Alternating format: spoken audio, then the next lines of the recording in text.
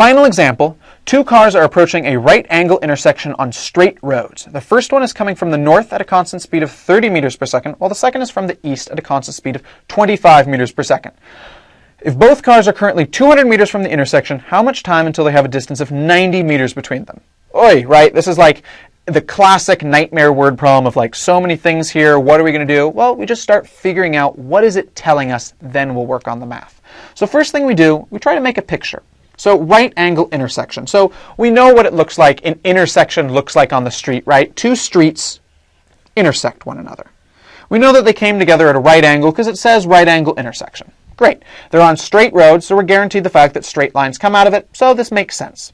The first one is coming from the north. Well, let's put north as being this way. So this car is up here. It's coming from the north at a constant speed of 30 meters per second. So it's going down 30 meters per second. Where is it right now? We know it is 200 meters away at the start. What about the other one? The other one is coming from the east, so east will be over here, and it's going at 25 meters per second. How far away is it? They're both cars, so we figured out the 200 meters to get the first one. Both cars, currently 200 meters, so 200 here as well. How much time until they have a distance of 90 meters between them? So we also want to be able to introduce so I guess the other thing we have to figure out is what does it mean for distance between them? So if we've got a point here and a point here, then the distance is just the distance between those 2 points, right? But we don't have any information about the distance between them, right? We're not told how far away they are. But we are told how far they are from this intersection in the middle, right? So this, if we've got here is x and here is y, oh, hey, look, we can use the Pythagorean Theorem, x squared plus y squared equals d squared. Great, so we've got a way of relating these two things. But if we're just frozen at 200, 200 squared plus 200 squared equals distance squared, then we're going to get something that's never going to be 90, right? Because we're just looking at a single snapshot in time. So we also have to have a way of their movement, their motion affecting this. So they start off at 200 away, but then they start to get closer and closer to that intersection.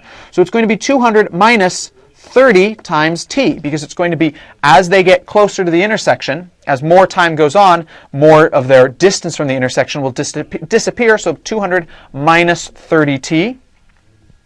And then the other one is 200 minus 25t, because the red one, the north car, is coming at 30 meters per second, so for every second that goes by, it will have moved 30 meters towards the intersection, so it will be 200 minus 30t. And the blue car, the east car, will be 200 minus 25t, because for every second it moves 25 meters towards the intersection, 200 less 25 meters.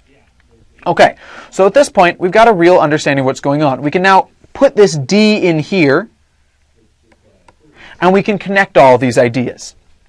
So we've got 200 minus 30t is what describes the red car, our north car, and 200 minus 25t is what describes the east car, our blue car. And we're looking for when is the distance equal to 90. So remember, we had x squared plus y squared equals d squared off of the fact that, this is just a nice, normal Pythagorean triangle. We can use the Pythagorean theorem here. Square of the two sides is equal to the square of the hypotenuse. So we've got 90 squared equals quantity, 200 minus 30t squared, our red car, our north car, plus 200 minus 25t squared, our east car, our blue car. Great, and now we're trying to solve this, figure out when is t going to make this true. At what t will that equation there be true? So we just start working it out. Now this is going to get pretty big pretty fast because we've got big numbers, but luckily we've got access to calculators in this world. So 90 squared, plug that in, that comes out as 8100. 200 times 200 becomes 40,000. Minus 30t, 200 times negative 30t, plus negative 30t times 200. 200 times negative 30t is negative 6,000, but we have to double that, so it's minus 12,000t, minus 30t times minus 30t, plus 900t squared. The next one, so plus 40,000 again for the other portion. 200 times negative 25 becomes minus 5,000, but then we also have to have negative 25 times 200 again the other way, so it's negative 5,000 doubled, so minus 10,000t times plus negative 25 times negative 25, so plus 625t. t squared. All right, we simplify this, get this into, this looks like something that could eventually turn into a quadratic, right? So we go, time to use the quadratic formula. So we need to get it into that form. We'll subtract 8100 over. So 0 equals, so minus 8100 over here. So we look 625t squared plus 900t squared. We get 1525t squared. Next, minus 10,000t, minus 12,000t, minus 22,000t. 40,000, 40,000, minus 8,100, plus 71,900. Oi! But we're in a position where we can now use the quadratic formula. Once again, it's a good thing that we have calculators, otherwise this would be really difficult, but we can use the quadratic formula now. So t equals negative b, so negative 22,000, so 22,000 plus or minus the square root of b squared. So 22,000 squared, we'll drop the negative sign just because it's going to get squared anyway. 22,000 squared minus 4 times 1525 times 71,900. At this step, we might toss those parts in, just the part underneath the square root, use the discriminant, make sure there is an answer. It will turn out that there is an answer, so we'll just keep going. And that's going to be divided by 2 times 1,525. I won't work this all out here. I'm going to trust the fact that you can do the two different versions. Remember, there is a plus version, and then there's a minus version. So we do both of the versions, and we will wind up getting t equals 5.004 seconds and 9.423 seconds. So in the last one, the problem with the falling rock, where he threw the rock down the cliff, there was only one answer that was true out of the two things that came out of it. But what about this one? Is one of them wrong and the other one right? Is it only possible for one of them to happen first? Well, if that's the case, if we're only looking for what is the time, the immediate time, the soonest time when they are 90 meters away from each other, then it's 5.004 seconds. However, if we think about what's going on, let's try to visualize this, right?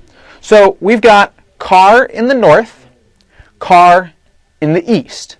They start off very far away from one another. But as they get closer and closer to one another, at some point their distance is going to, right, this one's going faster, this one's going slower, but they're going to pass so that their distance is close enough for it to be like ding, ding, ding, ding, ding, 5.004 seconds. They are now 90 meters away. Now they pass and they wind up being very close briefly, but then they keep going, and at some point on the reverse side, their distance begins to grow now after they pass the intersection. So they actually start to get farther away. So after they pass the intersection, eventually it's going to be ding, ding, ding, ding, ding. They are now 90 meters away from one another once again at 9.423 seconds. And then if they keep going on and on and on, they'll never wind up being 90 meters away from each other. But this is the first time they are 90 meters away, and then this is the second time. Now, it's quite likely that a question phrased in this way would only be asking for the first one, but we are actually able to find out both of the times that they are 90 meters away, assuming they maintain constant speeds and straight roads. Pretty cool. All right, hope you've got a good sense of how to complete the square and how important and useful the quadratic formula can be. Make sure you memorize it. I know I hate memorizing things too, but it winds up coming up so often you really have to have it memorized. Negative b plus or minus square root b squared minus 4ac all over 2a. Make sure you get that one burned into your memory because it will show up a lot. And we'll see you later next time. We'll talk more about the general nature of quadratics and parabolas and see how what we just did in this lesson will wind up connecting to that one as well. See you at Educator.com later. Bye.